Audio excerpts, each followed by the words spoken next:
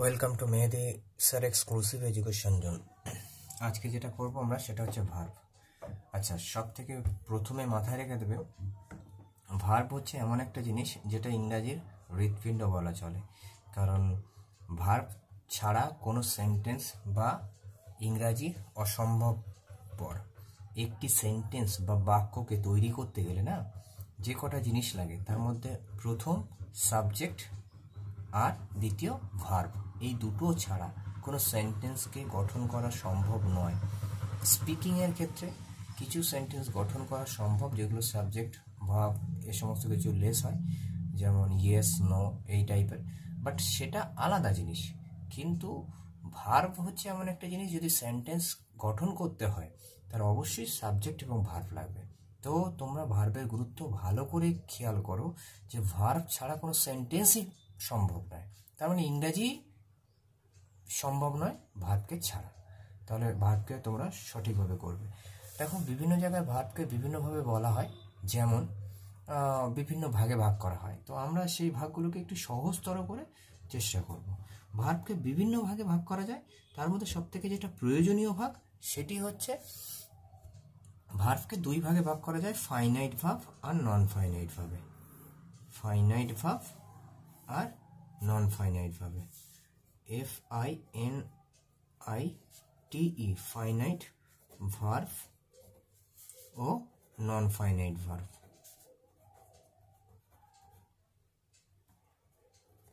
নন finite verb.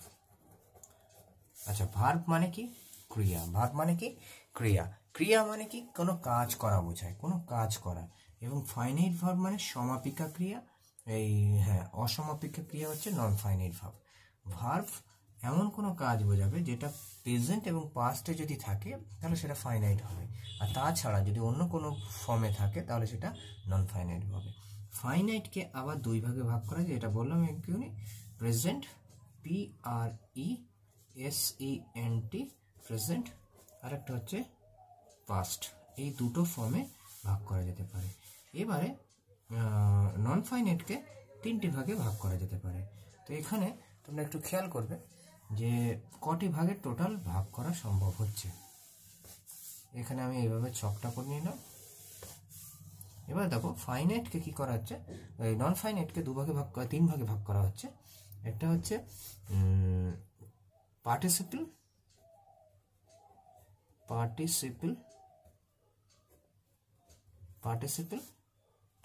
আর একটা হচ্ছে infinitive,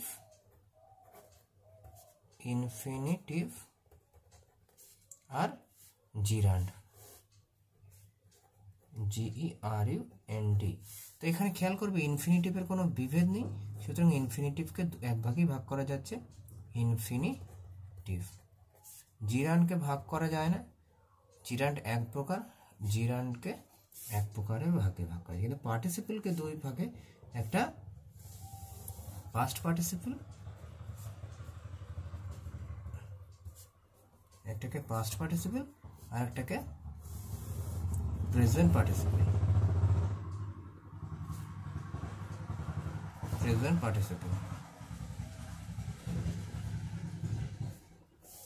পার্টিসিপলে ভাগ করা যাচ্ছে। তাহলে খেয়াল করে দেখো, আমরা কি করলাম যে সেন্টেন্সকে ভার্বকে আমরা টোটাল 6টি ভাগে ভাগ করে নিতে পারলাম, 6টি ভাগে ভাগ করতে পারলাম। প্রথমটা প্রেজেন্ট, যেমন এক্সাম্পল আমি নিচ্ছি। প্রথমে গো যদি এক্সাম্পল নিই, তাহলে গো এর সেকেন্ড ফর্ম, পাস্ট ফর্ম হচ্ছে ওয়েন্ট, ফার্স্ট পার্টিসিপল হচ্ছে গন, এখানে হচ্ছে গোয়িং, যেটা থাকবে তার সঙ্গে ING, গোয়িং। ইনফিনিটিভ সবসময় টু যোগ হবে, টু গো। জিরান সবসময় বড় হাতের হবে, প্রথম জিটা, গোয়িংটা, জিটা বড় হাতের। অর্থাৎ এটা কিভাবে কাজ করবে, এটা নাউন হিসাবে কাজ করবে, NOUN, নাউন হিসাবে কাজ করবে। কিন্তু এই জিটা ছোট হাতের আছে, এ ভার্ব হিসাবে কাজ করবে ভার্ব হিসাবে, আর এ কাজ করবে নাউন হিসাবে। কিন্তু দুটোই ভার্ব, ঠিক আছে, দুটোই কাজ, কিন্তু একটা নাউন হিসাবে, একটা ভার্ব হিসেবে। তাহলে আমরা গো পেলাম, ওয়েন্ট পেলাম, গন পেলাম, গোয়িং পেলাম, টু গো পেলাম, গোয়িং পেলাম। তাহলে এই জিনিসগুলোকে আমি ব্যবহার করতে পারি। তারপর তুমি যদি অন্য একটা বলো রিড, READ, রিড, এটাও 2 নম্বর ফর্মেও রেড, 3 নম্বর ফর্মে রেড, বানান কিন্তু এক, ঠিক আছে। এখানে রিডিং, READING, রিডিং। এখানে টু রিড, আর এখানে হবে READING, রিডিং। তাহলে এগুলো সব হলো ভার্বের প্রকারভেদ। এটাই হচ্ছে আমাদের সব থেকে প্রয়োজনীয় এবং সব থেকে ইম্পর্টেন্ট একটা বিভাগ। যদি বলো যে কীরকম এর অ্যাপ্লিকেশনগুলো যদি আমরা দেখতে পাই তাহলেই সব থেকে প্রথমে আমরা বুঝতে পারবো। এছাড়া ভার্বকে যে অন্য কোনো ভাগে ভাগ করা যায় না তা নয়, অনেক ভাগেই ভাগ করা যায়, ট্রান্সিটিভ, ইনট্রান্সিটিভ, এরকম অনেক কিছু ভাগকে ভাগে, স্ট্রং, উইক। তো সেখানে আমরা সেগুলো দেখবো, কিন্তু তার আগে সেগুলো খুব বেশি ইম্পর্টেন্ট নয়, সেগুলোর কোনো অ্যাপ্লিকেশন খুব প্রবল নয়। অ্যাপ্লিকেশন অবশ্যই আছে, কিন্তু অ্যাপ্লিকেশনটা তোমার কাজে লাগার জন্য কম, কিন্তু এইটা না জানলে তুমি স্ট্রাকচার তৈরি করতেই পারবে না। যেমন গো দিয়ে দেখো, আই গো, আমি যাই, ঠিক আছে। আই গো, এটা একটা এক্সাম্পল, আই গো। তাহলে এখানে দেখো সাবজেক্টের মধ্যে আই আর গো দুটো নিয়ে আমি যাই, এটা একটা সেন্টেন্স তৈরি হলো। এবার এই গোটা বাদে সেন্টেন্সকে তৈরি করা সম্ভবই নয়। তাহলে গো এর ইম্পর্টেন্সটা কতটা বুঝতে পারছো। এবার আই ওয়েন্ট, আমি গিয়েছিলাম, আই ওয়েন্ট মানে আমি গিয়েছিলাম। আই গন কিন্তু হয় না, আই হ্যাভ গন হয়, অথবা আই হ্যাড গন হয়।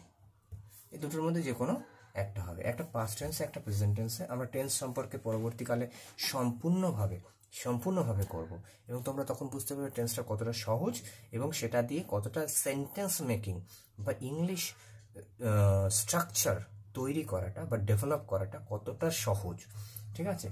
তো এখানে দেখো, এটা আমি একটা নিয়ম মোতাবেক, এটা একটা নিয়ম মোতাবেক করেছি, কোনটা কিন্তু নিয়মের বাইরে গিয়ে আমি করছি না, সবই নিয়মের মধ্যে হচ্ছে, ঠিক আছে।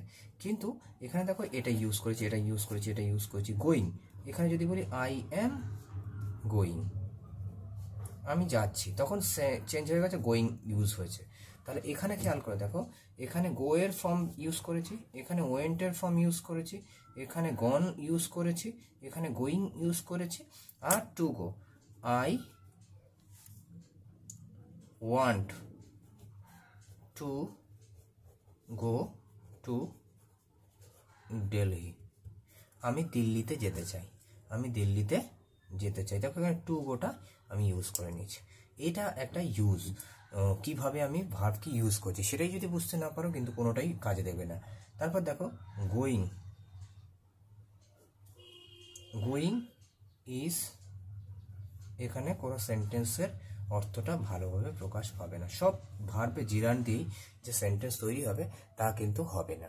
কিন্তু রিডিং এর সেকেন্ড পার্টে আমি যেটা রিডিং করেছি, এই রিডিং দিয়ে কিন্তু আমরা খুব সুন্দরভাবে একটা সেন্টেন্স তৈরি করতে পারবো। রিডিং দিয়ে আমি তৈরি করে দেখাই। দেখো কেন এটা কাটলাম, কারণ এই গোয়িং দিয়ে সেন্টেন্স তৈরি করলে সেটা একটা ঠিক সঠিকভাবে যেন মনে হচ্ছে না। আর ইংরেজিতে অনেক কিছু নির্ভর করে তোমার মনে হওয়ার উপরে, যেটা সঠিক নয় সেটা মনে হবে না।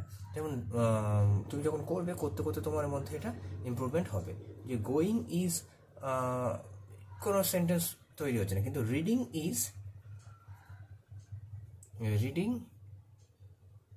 Is a good habit.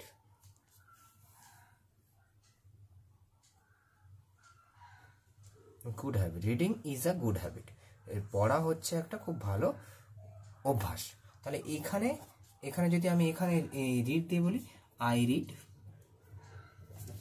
Read হবে, তারপরে আই রিড হবে, রেড হবে, আই হ্যাভ রেড হবে, কিন্তু এগুলো চেঞ্জ হয়ে গেছে, এটা ভার্বে 2 নম্বর, এটা ভার্বে 2 নম্বর। আচ্ছা, আরেকটা জিনিস বলা ভুল হয়ে গেছে, প্রেজেন্ট যে ফর্মটা এটাকে V1 বলে, এটাকে কি বলে, V1 বলে, আর এই এটাকে পাস্টটাকে বলা হয় V2, পাস্টটাকে বলা হয় V2, আর V3 বলা হয় কাকে, ফার্স্ট পার্টিসিপলকে।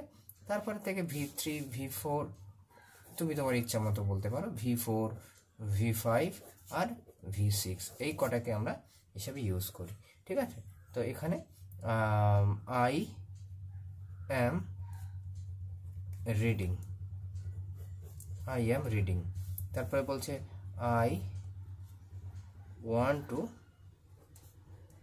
রিড, আমি পড়তে চাই, I want to read, reading is a good habit. এগুলো হচ্ছে অ্যাপ্লিকেশন। এগুলো কি অ্যাপ্লিকেশন, এগুলো হচ্ছে অ্যাপ্লিকেশন। তাহলে অ্যাপ্লিকেশন যদি তুমি না জানো তাহলে কোনো ভার্বের কোনো প্রভাব তোমার উপরে পড়বে না। ভার্ব তুমি যখন শিখলে সেটাকে অ্যাপ্লিকেবল করতে হবে, তবেই না তোমার সুবিধা হবে, তবেই না তুমি ইংরেজি পারবে। আর ভার্ব হচ্ছে হৃৎপিণ্ড, এইটুকুর জন্য, এই যে অংশটুকু আমরা করলাম এইটুকুর জন্য আমাদের ভার্ব হচ্ছে হৃৎপিণ্ড। ঠিক আছে, তো খেয়াল করে দেখো, আরেকবার একটুখানি খেয়াল করে দেখো, এই যে ভার্বকে আমরা তাহলে কয় ভাগে ভাগ করলাম না, 6 ভাগে টোটাল ভাগ করতে পারলাম আমাদের কাজের জন্য। ঠিক আছে, প্রেজেন্ট, পাস্ট, পাস্ট পার্টিসিপল আর প্রেজেন্ট পাস্ট, এ দেখো present past, past participle, present participle, infinitive আর জিরান্ড। এখানে আমরা গো করেছি, ওয়েন্ট করেছি, আর তারপরে গন করেছি, গোয়িং করেছি, টু গো করেছি আর গোয়িং করেছি। এই গোয়িংটা কিভাবে ইউজ হচ্ছে না, ভার্ব হিসাবে ইউজ হচ্ছে। আর এই গোয়িংটা কি হিসাবে ইউজ হচ্ছে না, নাউন হিসাবে ইউজ হচ্ছে। তাহলে read, red, red, reading, to read, reading. তাহলে এগুলোর আমরা অ্যাপ্লিকেবল এখানে দেখলাম। তো তোমরা সবাই ভালো করে এটাকে রপ্ত করো এবং এই যে ভার্বের প্রেজেন্ট ফর্মকে V1 বলে, V2 বলে, V3 বলে, V4, V5, V6, এইগুলো কিন্তু মুখস্থ করতে হবে।